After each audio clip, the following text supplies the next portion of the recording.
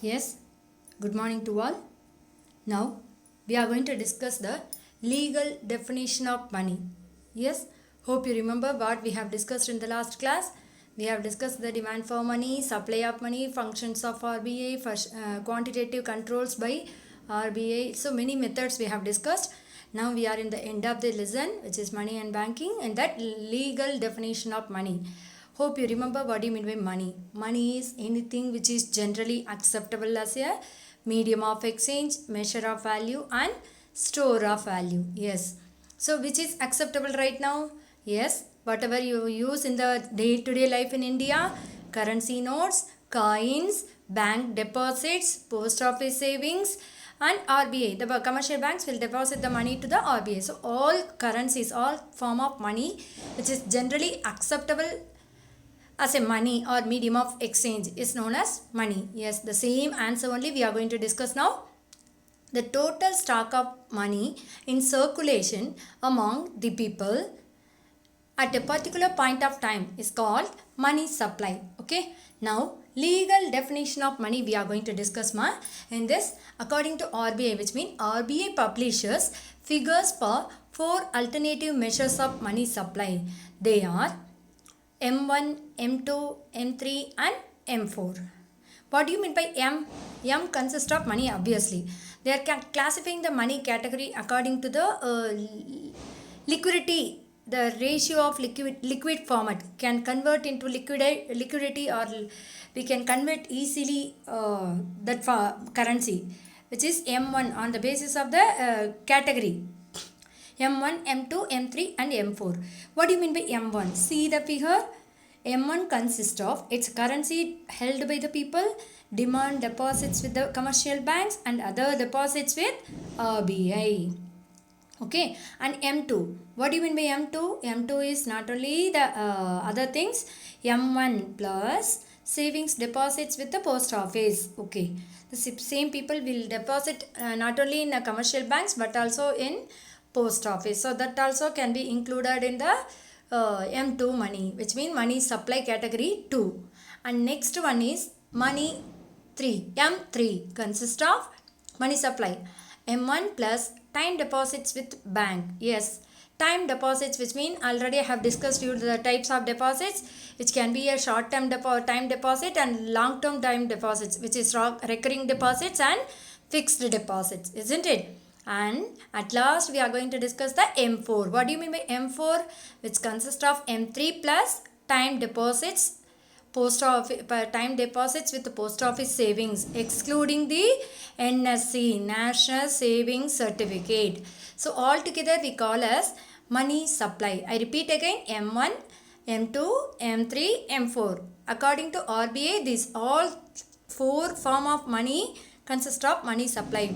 The money can be supplied in a society in four forms. It can be a currency held by the people, demand deposits with the post office savings and commercial bank savings, and net time deposits with the bank, and at last the total deposit held by the post office excluding the NSC. So altogether called as money supply according to as per the RBI, Reserve Bank of India. See, out of these M1, M2, M3, M4, two measures are considered as narrow money, and the another two, the rest of things is considered as broad money. Which are the two things? We'll discuss now.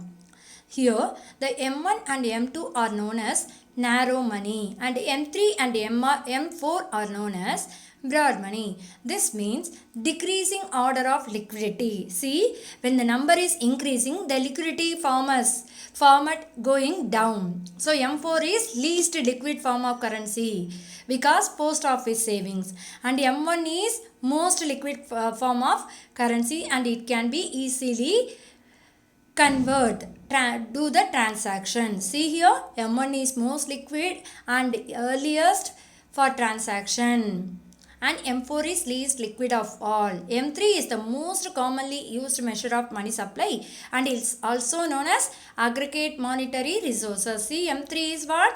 M3 is equal to M1 plus time deposits with bank. So M1 is what? Obviously you know that it is the currency held by the people, demand deposits with bank and other deposits with Reserve Bank of India. Along with that, time deposit with the commercial bank. So here there are two types of money. We can classify the M1, M2, M3, M4 in the two types, which is narrow money and broad money. Narrow money is M1 and M2, which is currency held by the people, demand deposits with the bank, and post office savings. This is narrow money. And broad money, time deposits with the bank and post office saving, total post office saving. Okay. And M3 plus post office saving. So all together called as aggregate monetary resources. M3 is known as aggregate monetary resources. And few more concepts are there in this chapter. You should be knowing what do you mean by high powered money or fiat money. You have heard that when I was explaining the currency and coin notes printed by two monetary authority of India, which is Reserve Bank of India and Government of India, isn't it? Those two, the higher power authority issuing these currency notes and coins together called as high powered money. See, the currency issued by the central bank can be held by the public or by the commercial banks is called high powered money, reserve money, or money base, monetary base, and it is also known as fiat money. They do not have any intrinsic value. What do you mean by intrinsic value? Like gold and silver coin, we can't exchange with other money or currency. You can't convert into another production, which means you can't exchange for the things. There is no value in what you say, it won't be having its own value. Okay, next one, they are also called a legal tender. What do you mean by legal tender? It cannot be refused by the any people in India, isn't it? They can't refuse. I can't accept the currency notes and coin to convert or exchange for one goods for another. So this is the legal tender money. The currency notes and coin together called as legal tender money. And one more concept also is there left out, which is number of time. What do you mean by velocity of money? Velocity of money circulation. Velocity, the word is, I don't know how many of you familiar. This word is familiar in the science side. Science department people used to use, which means to calculate the changes in per second. Okay, per minute of time, whatever happened. So here you see the number of times the unit of money changes hands during the unit period is called velocity of money circulation. Okay ma, suppose if I have 100 rupees now, I go to market and I am going to purchase some tomato or potato for 80 rupees or 100 rupees I am spending to purchase the some provisions or vegetables. Those 100 rupees, after 1 hour if I go and ask to the same seller, if I mark with something in that currency, and if I want to get it the same currency, can I get it from the seller? No. If I want to purchase something or if I want to sell also, suppose if I am giving something to the person and that currency is given by some person, so I have to maintain the currency. I will give you another 100. Give me my 100 if you ask also. That 100 would have changed to many people hands for to purchase and sell the commodities. That is known as velocity of money. I repeat again, the number of times the unit of money changes hands during the unit period. See, the velocity of money circulation can be calculated by the formula, can be written by following equation, which is V denoted by velocity and equal to P into Y by M. Here P into Y is nothing but GDP, gross domestic product. Okay, so P, price level into real GDP. Hope you remember the what do you mean by real GDP and nominal GDP. Real GDP mean when we measure the value of goods and services in terms of constant prices is known as real GDP, and when we measure the value of goods and services in terms of current market prices is known as nominal GDP. Here they are calculating the value of goods and services at constant prices. So nominal GDP mean current market prices, isn't it? P into Y. And velocity, M denoted by money. So velocity of circulation of money formula is V equal to P into Y, which means GDP, nominal GDP divided by money supply. Okay ma. And now we are with the POQ question, practical oriented question, which is demonetization. Present updates of India. Yes, what do you mean by demonetization? See in the image only you can understand the present form of which mean it is the removing the present form of our action or power of money from present status or present form and replacing with the old currency into the new currency. Okay, and introducing the new currency in the old place. Okay, demonetization is the act of stripping a currency unit of its status as legal tender. Yes, just now I told you legal tender money, currency notes and kaya coins which cannot be refused by citizens of India. I can't purchase anything or I can't accept your currency because already we have discussed in the functions of RBI. The governor of India who sits in the RBI and sign for the currency note. So it is valuable. It is a legal tender currency. No person in India can refuse the currency to accept for purchase or sales. Okay, here they are saying demonetization is the act of stripping a currency units of its status as legal tender. It occurs whenever there is a change of national currency. The current form or forms of money is pulled from circulation and retired, often to be replaced with a new notes or coins. As I said, the old currencies are replaced with new currencies known as demonetization. What about demonetization in India? Yes, you are familiar with that present batch.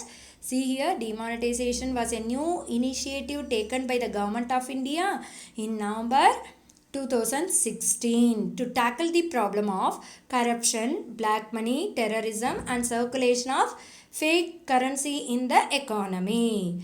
Old currency notes of rupees 500 and rupees 1000 were no longer legal tender, which means they were not accepted or they were not registered or authorized by the High Authority of India. They removed the power of these two currencies and new currency notes in the demonetization of rupees 500 and rupees 2000 were launched. See in the image what they have removed, the old currency. Why did they introduce the new currency?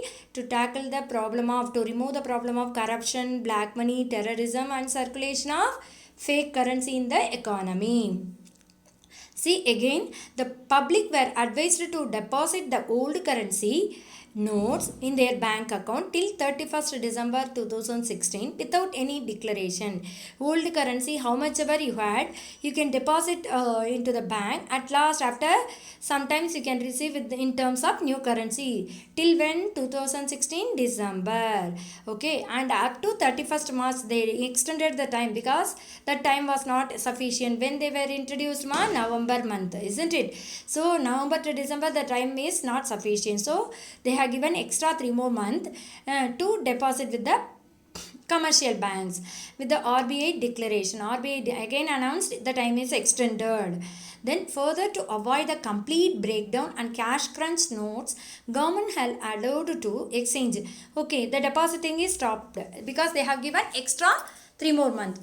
After that also what they have done, there should not be a cash crunch on the currency note. So RBI, the government of India have given permission to deposit the same currency for ticket booking, tax payment, petrol purchase, government hospital payments and power bill, electricity bill you can pay and taxes you can pay. So many forms you can deposit the old currency. They have given option to the public. Okay, why? Because all banks were fully dumped with by the people and the people got fed up by depositing the currency. So many drawbacks were there. So to adjust the thing and to make it comfortable for the people to convert the old currency in terms of new currency, the government itself given permission to deposit these things in terms of old currency. See, the move had both merits and demerits. As I said, first we are going to discuss the demerits, but merits is there. You know that why did they introduce the demonetization? To remove the corruption, black currency usage and the fake currency usage, isn't it? Terrorism, etc.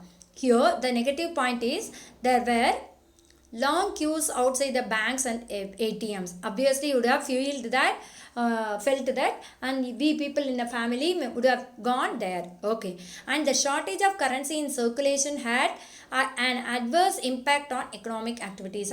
Obviously the currency notes, the old currency notes was there to purchase the vegetables or to pay the rent, to pay the things that was not sufficient, no? So the currency shortage was happened when they do this demonetization activity. But there is a positive impact also. We will discuss the positive side. Everywhere you know that there is a positive and negative. Day and night are that common for every life. Okay, so here the move had a positive impact too. What are the positive impact? It improved the tax collection as large number of people were brought in the tax domain. Obviously the government announced you can pay the tax, cover current bill, and some other things also they have given permission. No, see here, current bill, tax, government hospital bills and petrol pumps you can use till they have given permission. So the maximum taxes, direct and indirect taxes collected when the demonetization were announced. Okay, and the savings account has increased, which let it increase the resources for bank to increase their loans at a lower rate. Obviously they have accepted the deposit, no, the old currency. To if you want to use the new currency, you have to deposit your old currency to the bank, isn't it? So the people started depositing the lump sum amount to the bank, the old currency, those who are keeping in the cash in the house, and those people kept as a black money without doing the monetary transaction through banking system, and those people also brought into the notice, and they started depositing the names of their family members, their relatives or whatever it is. So the bank deposits whatever it is, the black money came into white through the monetary transaction. So this is the best benefit of demonetization. So again I am telling you, what do you mean by demonetization? Demonetization is the removing the legal tender value of old currency and replacing the new one. Thank you ma, thank you children. Keep learning.